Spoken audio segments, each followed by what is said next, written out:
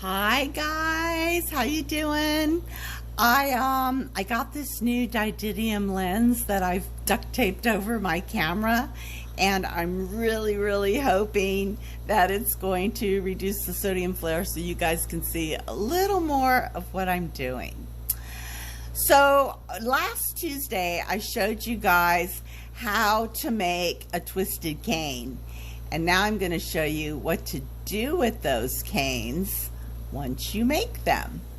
So I am starting out with just a little white disc, about the width. It's one wrap wide, even though it looks like I'm putting on a bunch of them. But it's about the width of a rod. So I'm going to start out with just this little disc, and I'm going to melt it even and nice and flat. And while I'm shaping that little disc, I want to show you, this is the stringer that we're going to use, the twisted stringer that I made last week. And I've gone ahead and I've cut the end so that it's a flare, or that it's a straight cut.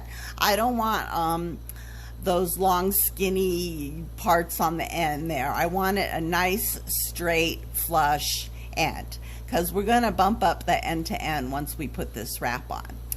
So go ahead and heat up your cane just like you would a rod, otherwise it is going to go pew and flash off.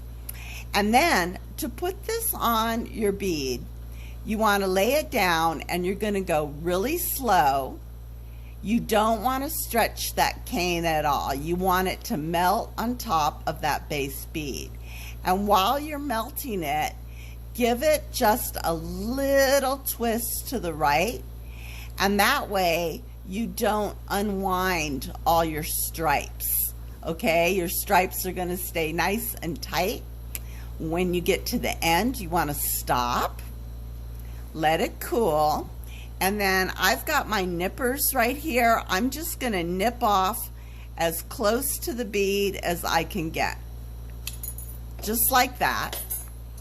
And then we're going to take our tool, whatever tool is handy for you guys, a marver, and I'm going to try to tuck in, my end's a little long here, but I'm going to try to tuck it in so that the stripes match up. And like I said, my end's a little long here, but it'll be all right. My goal is always to try and get the stripes to match up so that you can't even tell where the cane comes together. And I think I did it. The little periwinkle stripes are matching right up. So that's good. All right. Once I get it on, I do go around it and kind of flatten it a bit. Just taking a look at all of the design. I flatten it down. This kind of helps me with the encasing to have a flat surface to work on. All right.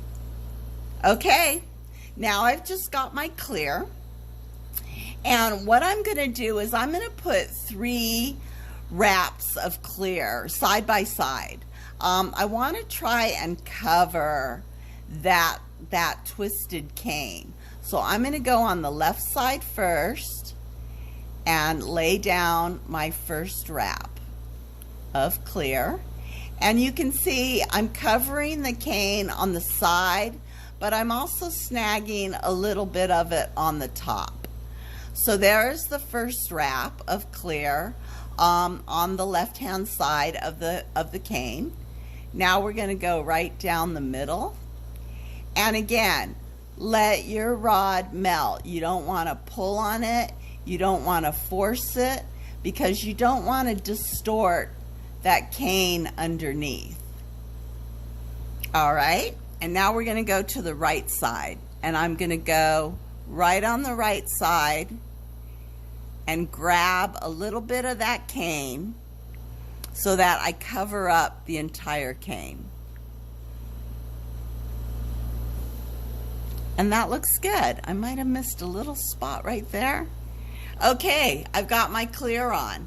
Now let's go ahead and get this puppy to melt down.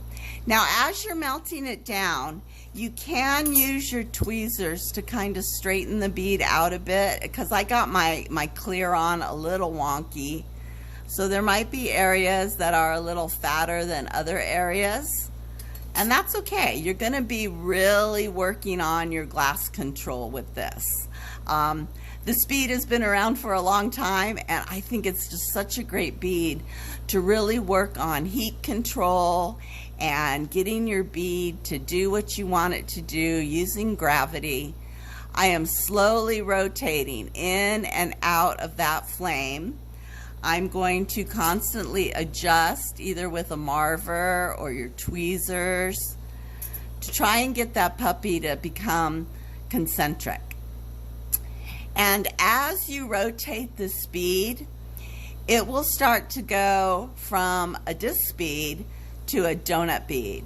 And all of those stripes will start to spread out, and you'll end up with a really neat striped bead. That totally reminds me of when I was a kid. You know, you have that bag of marbles. Oh my God, I had so many stripies. Marbles were great. And there it goes. You can see now how it's going from that really tall disc to a flat donut.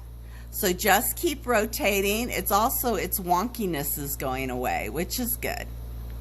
And you can see I missed a little bit of encasing, and some of that color is starting to come up, but that's okay. And it's got a bubble in it. All right, guys, that to me looks like a pretty cool donut. I'm going to keep rotating here, and I hope that the colors will come out. Let me turn off my torch. But that, you guys, is your striped encased cane. So I hope you liked it. Give it a shot. This is a great beginner bead. Have a great weekend, and I'll be back soon. Bye.